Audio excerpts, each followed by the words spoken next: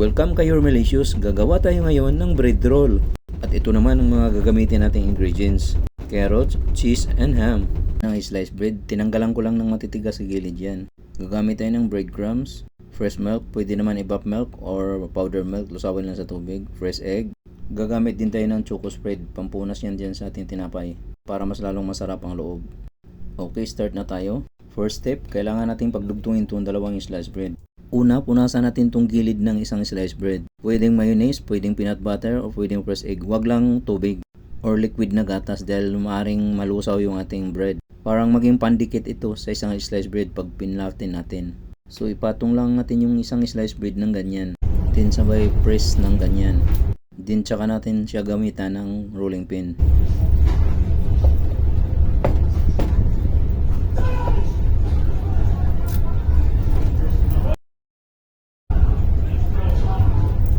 Siguraduhin lang natin na na-flatten yung dalawang sliced bread.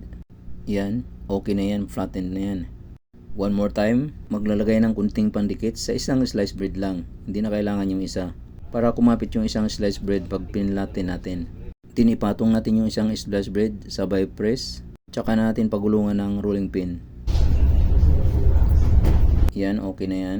Ito na, natapos natin pag-flatten. Next step, ay maglalagay na tayo ng filling or palaman. Meron akong DIY na choco spread. So pupunasan muna natin yung loob ng ating bread roll. Nasa inyo na kung ano yung gusto nyong ipuna sa loob ng pampalasa.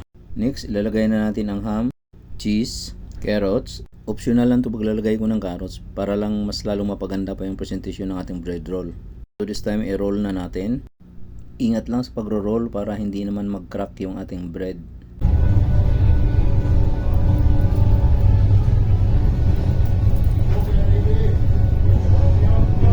Yan, okay na yan. Ituloy lang natin pag-roll. Gawin lang natin doon sa ibaba yan. So ito na, tapos na natin yung 5 roll. Then we'll proceed to the next step naman. Paghaluin lang natin tong egg at fresh milk. Pwede tayong maglagay dito sa mixture na to ng sugar kung gusto natin na mas sweeter yung outer part ng ating bread roll. Pero this time, di na ako maglalagay kasi matamis na yung ating choco spread. So ito na yung third step. Una, kailangan muna natin i-close ito, yung butas na ito, para hindi papasok yung mantika. Kaya ilubog natin to dito para mabasa. Sabay press para mag-close siya. Then ilubog pa uli dahil hindi yan magkuklose sa isang lubugan lang. And this time, ididip na natin sa breadcrumbs. Itong breadcrumbs ang magsisilbing pantapal natin. Again, i-press lang natin, huwag matakot hanggang sa totally mag-close yan. Kung hindi pa rin mag-close, basahin lang uli. Ayan, so close na siya. Wala nang butas. Ganon din ang gagawin sa kabilang end. Kailangan mabasa lang. Usaw-usaw uli. Usaw-usaw dito sa breadcrumbs. Tapos yung breadcrumbs sa pantapal natin. Ayan. Tapos press again. Ngayon, kung hindi pa rin magsara, dip muli hanggang sa magsara siya. Isa pa. See? Wala nang butas. Kung bubuka man siya, okay lang yan. I-press mo lang uli. Normal lang yan na bubuka. Basahin mo lang at i-press uli. Magsasara na yan. Ayan, totally close na siya. Gagawin lang natin yan sa iba pa hanggang sa matapos. Okay na, natapos na natin pag-close yung mga both end niya. Again, we'll move on to the next step. This time, yung buong bread roll na ang i-dip natin sa egg mixture at saka sa breadcrumbs. Ngayon, kung meron man dito sa gitna na may awang, yung katulad yan, okay lang yan.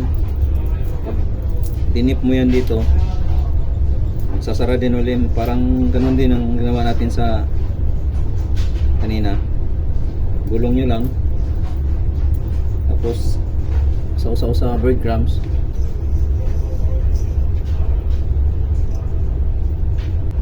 Ayan na, ito na siya. Linis na. Gawin lang natin sa iba pa yan hanggang matapos. So ito na, tapos natin pag-roll lahat. Fry na natin to. May nakapainit na ako ditong mantika. Sa pagluluto nito, dapat hindi masyadong mainit ang ating mantika. Ibig sabihin, hindi siya naka-high heat. Maselan ang ating breadcrumbs, madaling masunog. So yan. O, tinatansya ko na lang. Pag pinapatakan ko ng tubig yan, magre-react siya ng mahina. Meaning, mahina pa ang init yan. Yan, okay na yan. Pag mainit na masyado ang mantika, pag pinatakan mo ang tubig, malakas masyado ang react yan. Kaya ganun.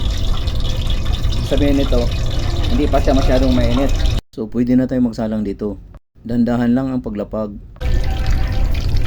Alalayan lang pag-ikot-ikot, pagbaliktad. Pag mag light brown na ang kulay, kagaya niyan, okay na yan. So, hanguin na natin ito. Ayun na, i-rest lang natin ng 10 minutes bago natin hiwain. Hiwain na natin, para mas maganda pa, slanting lang dapat ang hiwa. Ito na ang ating finished product ng bread roll. Thank you for watching po.